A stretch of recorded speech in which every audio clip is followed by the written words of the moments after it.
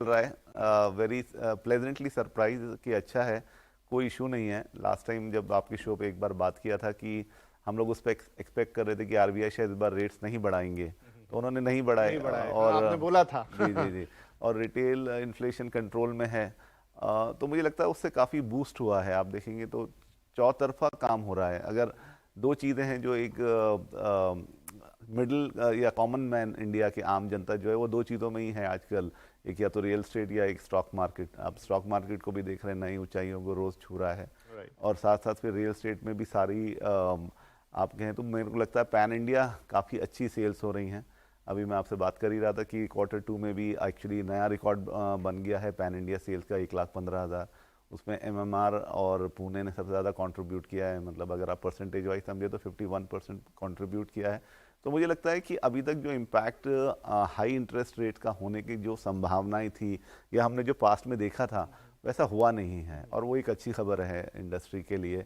और अगर इसमें थोड़ा सा ऐसे बात करें कि वो तो बात हो गई है कि हमारी की इंडस्ट्री अच्छी चल रही है रियल एस्टेट, उसके रीजंस क्या हो सकते हैं। तो एक बहुत बड़ा रीज़न ये है कि जो पहले एक एज होती थी, जो पहले हम बात करते थे कि पहले एक जो बाइंग थी एज, वो अब दो हिस्सों में डिवाइड हो गई है। अगर आप 1 करोड़ एंड अबव के घर खरीद रहे हैं तो उसमें 35 से 40 वाले लोग जो एज वो ले रहे हैं, और 1 करोड़ से जो नीचे ले रहे हैं वो आपका 25 से 35 साल की उम्र के लोग, और जो नए मिलेनियल्स हैं वो ले रहे हैं। क्योंकि जो पहले मिलेनियल्स ये थे कि रेंटल घर पे लेना है, कहीं भी चले जाना है, कहीं भी शिफ्ट हो जाना है, वो कोविड के बाद काफ़ी चेंज हुआ है। हमने पहले भी बात की, लेकिन अभी उसका सही तरह दिख कर आ रहा है बाहर। तो आप देखेंगे कि ये जो सेगमेंट है बिलो 1 CR, उसमें बहुत खरीदारी हो रही है। और ये खरीदने वाले भी अगर आप देखेंगे तो ये 25 से 35 साल की उम्र एज गैप में ज़्यादा ले रहे हैं। उसका एक रीज़न उस तरह से भी लिया जा रहा है कि शायद वो इस तरह से देख रहे हैं कि अगर वो अभी इन्वेस्ट करेंगे तो 10 साल में जब उनको एक बड़ा घर लेना पड़ेगा, तो ये जो घर उन्होंने आज 1 करोड़ से नीचे का लिया है, इसकी अप्रिसिएशन हो चुकी होगी, और इसको वो एज अ कॉर्पस दे के बड़ा कुछ घर में जा सकेंगे। तो अभी काफ़ी जो हम जानते हैं ये जो जनरेशन है ये काफ़ी स्मार्ट है, तो वो अभी से प्लानिंग कर रहे हैं कि ये घर लो, आपका इन्वेस्टमेंट भी होता जा रहा है, एप्रिसिएशन भी हो रहा है, आपको रहने के लिए भी मिल रहा है, और जब आप शादी करने के बाद एक बड़े घर में शिफ्ट होते हैं तो यही घर बेच के उसका डाउन पेमेंट करके आप फिर लोन लेके ले सकते हैं।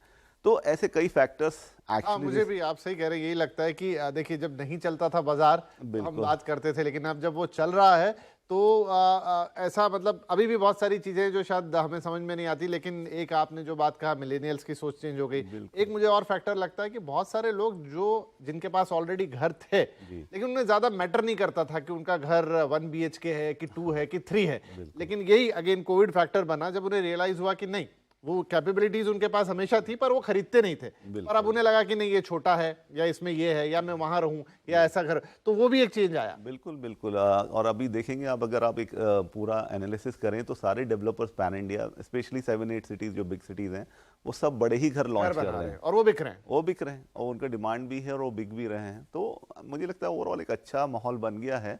बस एक अपना एक लास्ट अफोर्डेबल हाउसिंग जो आप बात कर रहे थे, वो भी एक्चुअली उसके लिए कुछ सरकार करे, स्पेशल लोन्स फैसिलिटी अवेलेबल कराए या कुछ करे, तो वो भी एक चल निकलेगा। तो ओवरऑल एक अच्छा माहौल बन जाएगा। तो अभी तक तो गाड़ी चल रही है, कोई हिकअप्स नहीं है, तो आई होप कि आगे भी ऐसे रहे।